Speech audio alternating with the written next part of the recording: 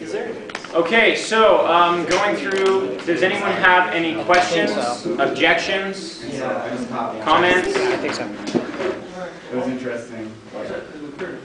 We talked a little bit about it as groups. Does anyone have any questions that they think would be interesting to the rest of the group, or that you guys came up with in your session, or things that you think are wrong?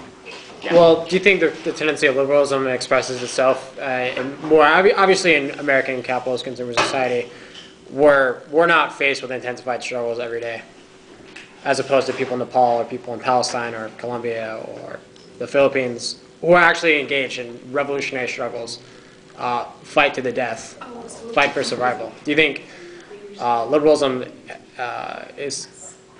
manifests itself more situational? Does that make sense? Yeah.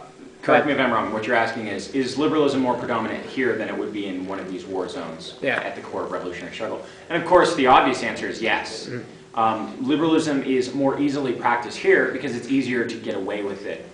If you practice liberalism among your army unit and you degrade its morale and people start deserting or people start getting killed, then you notice that that lack of discipline is having real concrete results. Now, here's the thing. This is the leap that most people don't make. The liberalism that the left has practiced for itself and in itself in the United States also has concrete results. It's just those concrete results are further away and are very rarely put on television. So when the United States left, either quote-unquote left or actual left, practices liberalism towards themselves in the revolutionary anti-imperialist struggle in Iraq, then what happens is a bunch of Iraqis die and they end up as a figure on the nightly news, if they're lucky. Whereas if we practice liberalism in Nepal, the movement would disintegrate, and it would be clear and evident to everyone the harms that liberalism is doing. But because we're insulated from the effects of our liberalism, it's much more easy to pretend that, oh, when I don't criticize this mistaken idea, or I don't agitate this time among the people, then there's no real harm done. I mean, it's just other people doing their thing and I'm doing my thing. And what people don't understand is every day that we don't have a revolution in the United States against capitalism, so again, I want to be clear, not advocating for the overthrow of the government as such, which would be illegal under the Smith Act.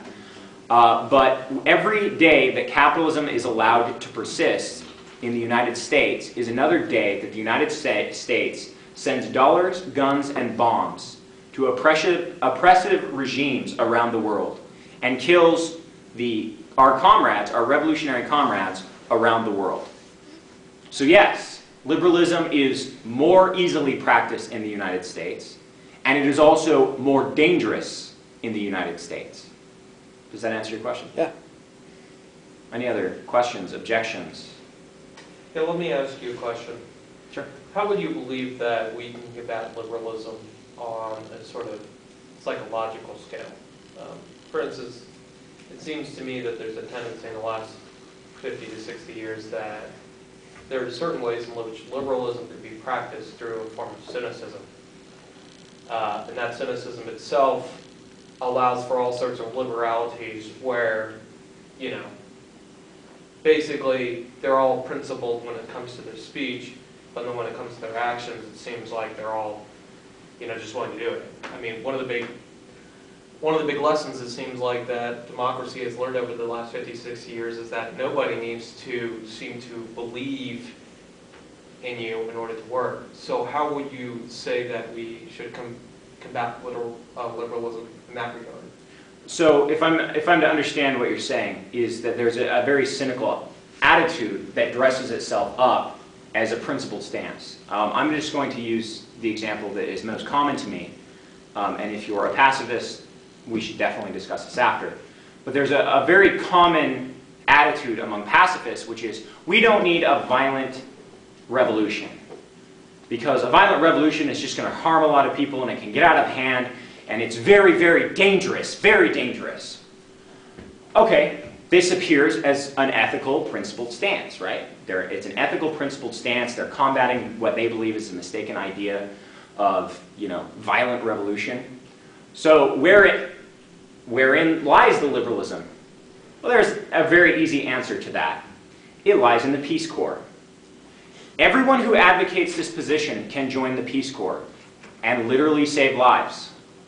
Every person who advocates against a violent revolution can sell all of their possessions and save hundreds, if not thousands of people who would have otherwise starved to death in Africa. So you'll notice they practice a form of principled argument, if I can use Mao's terminology. They practice Marxism towards others, right, which is combating negative, bad ideas, right, because that's part of Marxism, is combating bad ideas. So they're more than willing to combat the bad ideas they see among these dangerous, violent revolutionaries. But they're also not willing to practice the ideas that they offer to themselves. I'm trying to think. I have yet to meet a pacifist in my life in the United States who has... No, actually, I take it back. That guy right there. That is, I think, one of the few principled pacifists that I've ever met. And do you mind if I just... I'm not going to mention your name, but do you mind if I briefly mention what you did? Sure. So he's a pacifist, and he has argued against violent revolution. Also, he went to Iraq with a Christian peace group and put himself in the line of fire very dangerously, as if you knew his story, you would know. He put himself in the line of fire for pacifism. So in this case, he has practiced, again, a principled stance towards himself, and so of course he can advocate a principled stance towards others. But how many of those other pacifists, you being of course the notable exception, have put themselves in harm's way? How many of them have put themselves in harm's way by allowing soldiers to go AWOL into their homes and helping them get to Canada?